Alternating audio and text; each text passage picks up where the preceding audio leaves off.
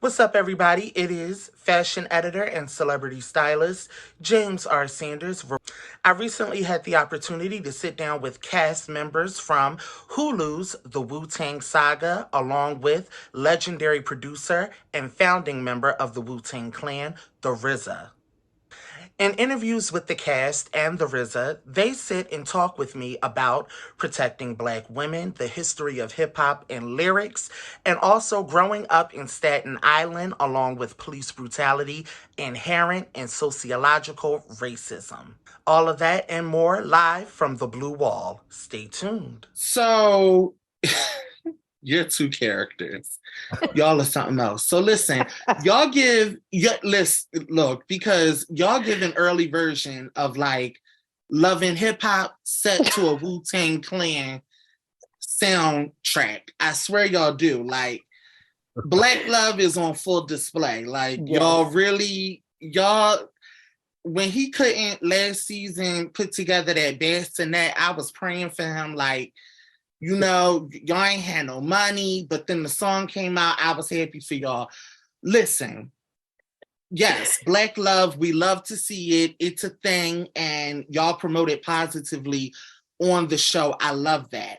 But as someone who plays you, an iconic rapper, and then as someone who plays the sister and girlfriend and baby mom to also an iconic rapper, this question is for the both of y'all. Is hip hop today different from the past when it comes to respecting and also protecting through lyrics Black women? And would you say that that's for the better or for the worse? Woo. Let's go there. That's a deep one. Yeah, you went there all the way. Because we had the love and hip hop moment, but now we're going to talk real. So I respect it. Yeah, I think hip hop is completely different for a number of different reasons. I would say there's so many subgenres within it now, so we can't 100% just compare the two. Like I would say there is some amazing music out there that is uplifting and beautiful, and we have Black women rappers, so it's not even just the same where it's a male dominated space anymore. Like I don't even have to listen to a male rapper if I don't want to, but it's not about the sexes of it. If you're talented, you're talented. But I will say misogyny is always prevalent. Sexism is always prevalent. So I mean, that's more of a personal basis and what people will stand for. If you choose to support and listen to that, that's to each his own. If we don't listen to it, then people won't make it, but I get it. It's kind of the unspoken taboo of what makes the culture. Like, even though we know it's bad, it feels so good. So it just, it depends. It just depends on how deep we want to take it. But yeah, things are always changing, but they're always constantly the same. So absolutely. Okay. So let's hear from Ghostface. Come on through. I feel like Zoli said it perfectly. Like it has changed in that there are more Black women, I think, in the game and being able to share their art and their stories and their perspective.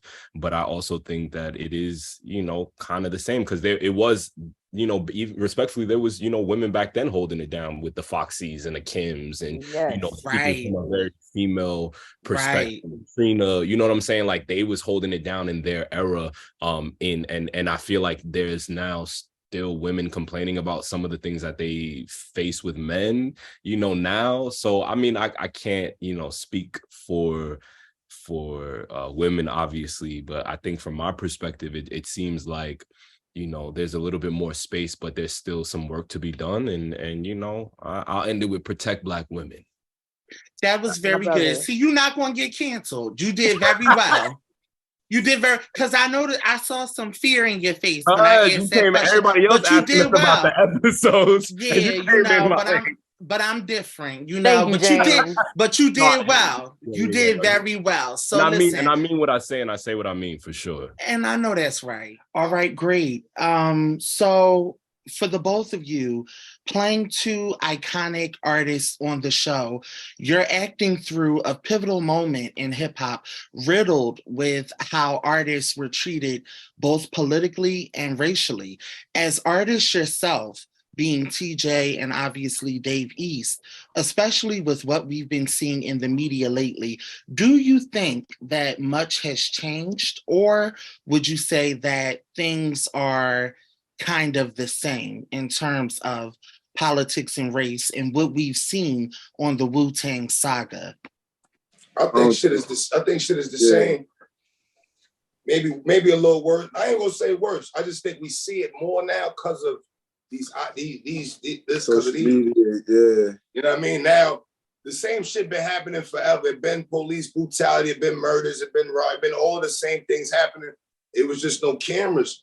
There was no phone. It was no people. People minded their business more back in the day. Like the Wu-Tang era was a mind your business era. Now we in a society where you get paid for being nosy.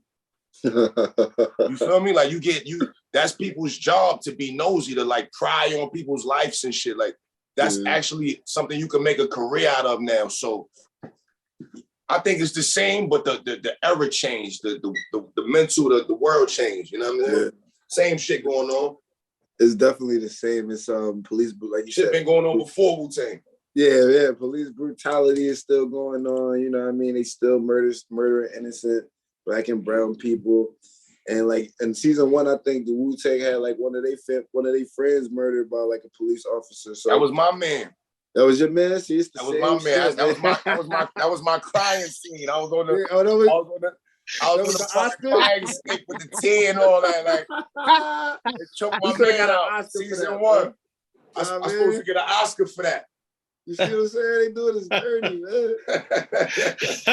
man. So the Wu-Tang Saga is a masterclass on Black ownership in terms of storyline and what the golden era of hip hop was like. Being actors, the both of you, and not musicians per se, can you talk a little bit about what you've learned from the Wu-Tang story in real life and how you, or if you've implemented that into your acting careers as Black creatives? I love this question. Do you want to start or should I go? I would say that first and foremost, I love how you set up the question, because that tells me that you actually understand what RZA's whole point of the show is. You know, that community aspect and the ownership aspect is like, that's what we want people to really take. It's a subconscious seed, you know, just like everything else going on in entertainment in the world. That's a subconscious seed, is what we can do when we come together. You know, there is infinite possibilities. So that's that by itself. How has that inspired me? You know, I think RZA in real life in general, you know, has inspired me. Just moving as a boss. You know what I'm saying? Like, he's my first official like mentor. He's the first person that has been, you know, has led by example, and has been gracious enough to communicate when I had a question, you know, and shared words and not just by example, you know. I think it's easy for rappers and producers and like hip hop energy to move as they move, catch it if you will, or if you can, you know what I'm saying? But then then there's a father to your style, you know what I'm saying? And I think OG is they call him the abbot for a reason. He'll see the seed and what can blossom from this seed. It could be an oak tree or whatever other kind of plant, right? He'll see it and he will water it graciously. And I think that's what makes him unique, and that's what I learned from this. I don't know if I answered your question, but ultimately I am an artist. I'm an entertainer, I'm a creative being, and I'm self-aware. Knowledge of self is my priority before anything, health, and acknowledging that I'm a vessel that's being used. So it's not really just me. Anything that I do is about passion, purpose, and impact. I'm being used for a reason. And you understand the purpose of the show. I hope that this season, I think it's a slow burn. I think people whoever has Hulu accounts will see the show, that's interested in the show, you know. But I think as Ashton continues to be the great Ashton Sanders, as I continue to do my thing, as Dave East and all of the other new, really solid, amazing actors on the show continue to blossom and do their thing, people will come back like, yo, did you see them as like Wu-Tang though? If they haven't seen it, they will. It's one of them shows, it's like, it'll do what it's supposed to do in its time. So yeah. Passing the mic to my brother. No, Appreciate it. that was a great answer, man. I think for me as an artist, actor, putting on this portrayal of RZA was at first somewhat of a challenge for me, something that I was hesitant to do. I think I even turned down the role like twice, you know. I don't think I ever could have imagined myself being comfortable being as performative of a rapper as I had to be in this show. And so I think like it speaks to like versatility, but also like speaks to like not being scared to like grow or like learn from these roles and these situations, you know. I think by this third season, I felt more comfortable in this role than I felt playing any character that I've ever played, you know. And I think that goes to show like with like what we're creating, you know, what we're creating is something special, something nuanced. I think having RZA on set and having him around really fueled a lot of like the energy on set and like the energy of who we became as a brotherhood. And yeah, it was a really special experience, man. You know, it's always special playing somebody who's living, playing somebody who's real, you know. It's always special like retelling and recreating somebody's like life in like a specific way, you know. So you know, I've learned a lot from this series that I'll carry on with me for the rest of my career, even if it's like in terms of like work ethic, you know. Like for example, like movies shoot for 2 months, a TV show shoots for 6 months, man, you know. And so it's different, you know, and all of that just adds on to your person, you as the artist, you know. And so yeah, I think that's what I have taken away from this experience. Absolutely. Now, you mentioned that you turned down the role twice. You know, many people don't get offered to play a musical genius, an icon of hip hop, really an icon of music, period. What was the process like for you? Like, why'd you turn it down? Was it that I know you touched on feeling confident in terms of playing such an ostracizing character, but Yeah. was it more of, you know, not being, because I know some of the cast members are already rappers, and so it was a natural transition for them. But Yeah. what was it like as to why you turned the role down twice? Yeah, so it was, I'm always somebody who's never trying to like force anything. And so like initially I was like, maybe there's somebody else like around, like maybe like Joey Badass should play this part, like, you know, like honestly, you know, like and then after having a meeting with RZA and hearing why he felt like he wanted me to play this, I think it was like he felt like similarities between a character I played in Equalizer 2 with like Denzel, right? And so hearing how his mind worked, I think kind of like made me want to like give it a chance. Obviously it is the whole like I would have never imagined myself playing a musician. Now here I am playing RZA and Bobby Brown. You know, it's just like it's weird. You just don't know how life pans out. And honestly, what God has for you is for you. You know what I'm saying? Because like you could turn that shit down, but God gonna say, nah, like that's for you, nigga. I'm sorry, but like, nah, like that's for you, you know? And so yeah, just like very happy to have had the opportunity. I think this has allowed me to grow as an actor a lot. I'm not the archetype of what RZA is. Like I'm not from New York. I'm not a rapper. And so like for me, it was like a test of like skill, almost, and kind of like I don't know, like boot camp, like actors boot camp a little bit for me. You know what I'm saying?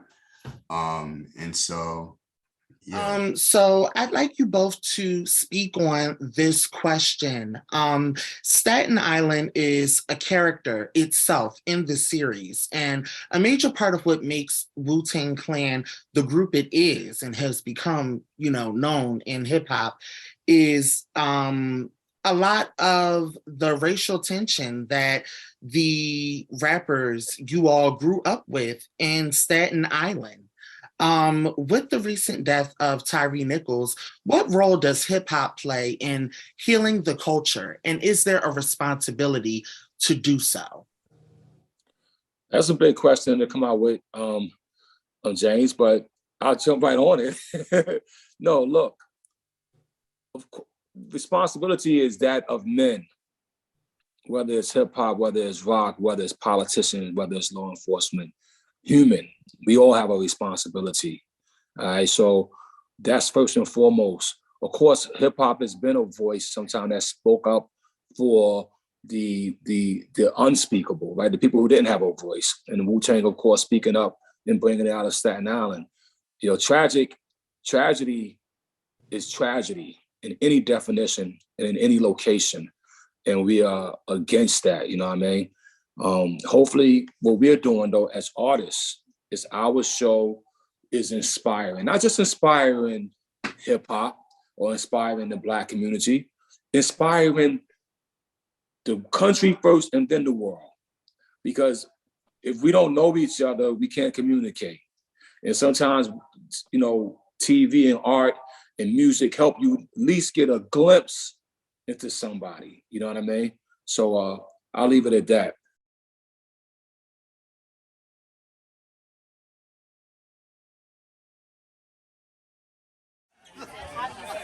How you doing? Good. So listen, I just got one short question for you. It's about hip hop. Oh shit. Of course. Wow. So with hip hop turning 50, all of the elements of hip hop. First of all, wait, off the record, how's that the deal? Did you know that's my girl? You ain't gotta be I gotta off the record ask with about her. Heather B. I gotta ask about Heather her. B is hip hop. Yes, she is. Her husband is Horse from Uchi Wally, from the Bravehearts. Their whole family is hip hop. Yeah. Heather's is spiritually grounded and exceptional. She's an More than exceptional human exceptional. being. And Prolific, more people need really. to mention her, and folks don't know. On the record. Yeah, on the record. They don't know. We get lists and we get all these conversations and all this about hip hop and culture, and not enough people aren't qualified to speak on things beyond 10 years. Right. We got to do better than that. We got to do better than that. So Heather B's doing excellent. To answer your question. I'm here for that. Okay, Heather B just did a Super Bowl commercial. I know, I saw that. Heather B's doing excellent. Heather B just hosted the 100th episode of Sisters for Tyler Perry. I saw that She's doing too. excellent. She just She started deserves every bit of it. in the movie that Jesse Smollett did, Blues. B-Boys Blues. B-Boy Blues. BET Plus, I Yes, think. yeah. Heather B's doing You know what? excellent. You should talk to her about doing a cookbook because obviously I follow her, and she does a lot of food stuff too. I've talked to her about all of that. Of course she has. I've been talking about it for years. She should start doing like that. Should be another thing for her. She's multi-talented. She is prolific. But look, all right. So cool. hip hop's turning 50. And keep that on the record. Let's talk. It will stay for real because she. And not to mention, there wasn't a lyricist better than Heather. woman on the mic that was better. Not even, I won't even genderize it. Heather, like, if you go back She and was listen better to than her. most men. Yes. Okay. Just on lyrical content alone. Seriously. And that's the truth. Which is why I asked about it. Seriously. I appreciate that. So, all right, hip hop's, 50 now, turning 50.